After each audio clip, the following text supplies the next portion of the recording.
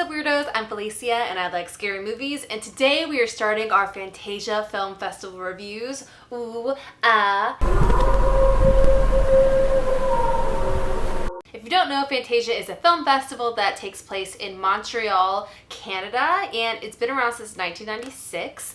And typically, of course, it's in person. And this year, of course, because classic 2020, it is done virtually, which is good news for me because that means I got to go this year. I got to cover it for my channel, and so I'm very grateful for that, and thank you to Fantasia. And so over the next few days, I'm going to share some reviews with you all and let you know what I thought of some of the horror films that they showed this year. So now the first one we're actually going to start with is a pretty brutal movie, and that is The Dark and the Wicked. And the title kind of says it all. This movie is very dark and very wicked. This one was written and directed by Brian Bertino, who you guys will probably know from writing and directing the movie The Strangers back in 2008. I haven't seen that movie in so long, I might rewatch it soon. And now for a little bit of plot. The movie follows Louise, who goes home to her family's farm because her father is dying. When she gets there, she starts to realize that there's something dark taking over the property and her family. Ooh. Now in terms of like vibe,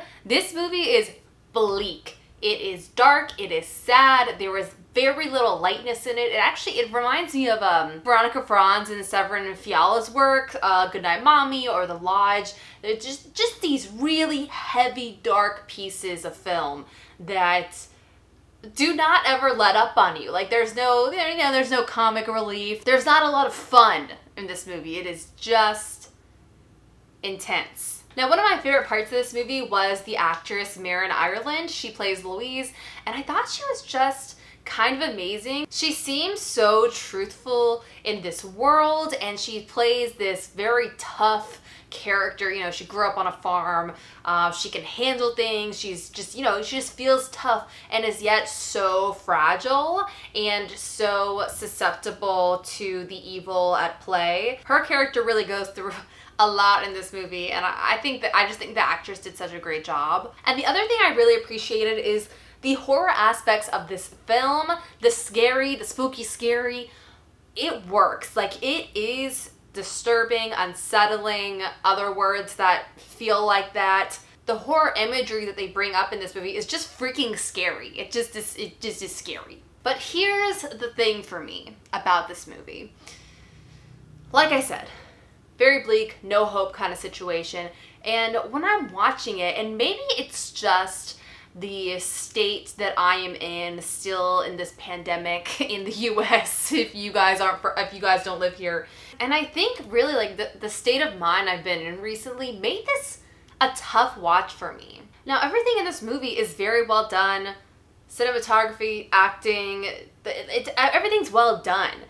But for me, I just felt like I needed something else to hold on to, and I don't know if that is more story or if it was hope, to be dramatic. It's a movie that feels like when you're in the pit, the spiraled down depression, anxiety, and you can't see the light at the end of the tunnel, you can't see your way out of it.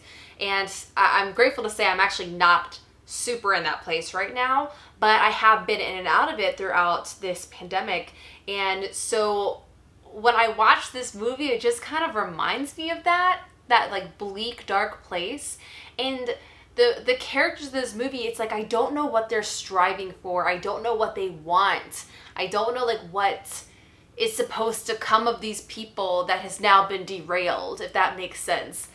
Like I said, I feel like I'm definitely projecting my current state on this movie, and like I said, it's very well made, good horror film, and it's scary, and you know what I say, I like scary movies, like, yes. But for me, it was just missing something, and right now the only thing I can say is like hope for the characters that then could be destroyed. Like I didn't know what they wanted, I guess. So it's not a movie I'm going to return to anytime soon, but maybe once we're all out of this, I'll give it another shot. But I know a ton of people that have been attending Fantasia have loved this movie, and I really think a lot of people are going to love it, so I do want to encourage you at some point to watch it, but if you're in a bad place mentally, it might not be the time. I'm probably making this review way too dramatic. That's okay. And I think that's it. Okay, so that is my first review of Fantasia Film Fest. Tomorrow's video is actually going to be a collab with Lee from Horror Pal, so I'm very excited for you all to see that one. And also, boom, I'm wearing my Fangoria giant t-shirt today because I'm very excited that they are under new ownership. They are no longer being ruled by Cinestate, which is just great news if any of you were following all of that drama on the internet a while ago. But they are under new ownership. You guys probably already saw this, but I'll just say it here as well. Wonderwall Entertainment, which is owned by Tara Ansley and Abhi Goel. They purchased Fangoria, and it's the same editorial team, and it's the same plan for Fangoria quarterly releases.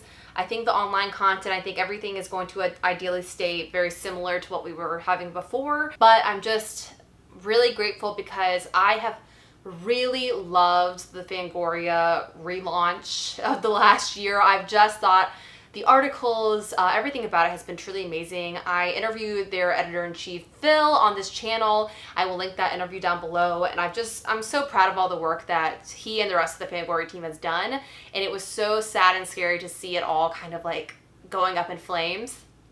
So I'm very happy they're under new ownership and can't wait to see what they do next. That's it, people. I will see you on my next video, and have a nice scream.